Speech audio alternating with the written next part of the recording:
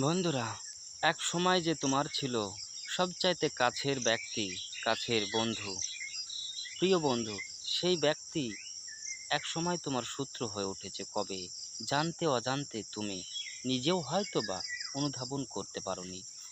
বিষয়টি কেমন লাগে না ভাবতে বন্ধুরা? ব্যক্তি তো সেই একজন, তুমিও সেই একই জন, পরিস্থিতি শুধুমাত্র আলাদা।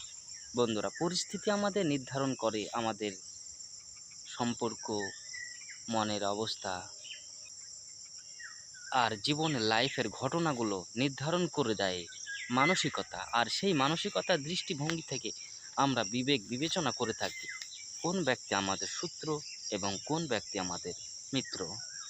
বন্ধুরা, বাস্তবে তাই। তুমি, তোমার চিন্তা ভাবনা, তোমার ধারণা, অধিকার শুধুমাত্র তোমার। এই ফিঙ্গারপ্রিন্ট তোমার, চিন্তাধারাও সেই তোমার। তাই তোমার চিন্তাধারার সঙ্গে অপরের চিন্তাধারা কখনোই হুবহু মিলবে না।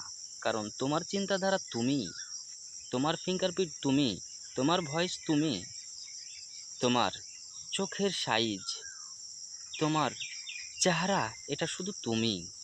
তাই তোমার মতো আর একজন এই পৃথিবীতে, এই ইউনিভার্সের মধ্যে ডুপ্লিকেট পাওয়া যাবে না বন্ধুরা, হুবহু পাওয়া যাবে না। এটাই পৃথিবীর, এটাই মহাবিশ্বের রহস্য।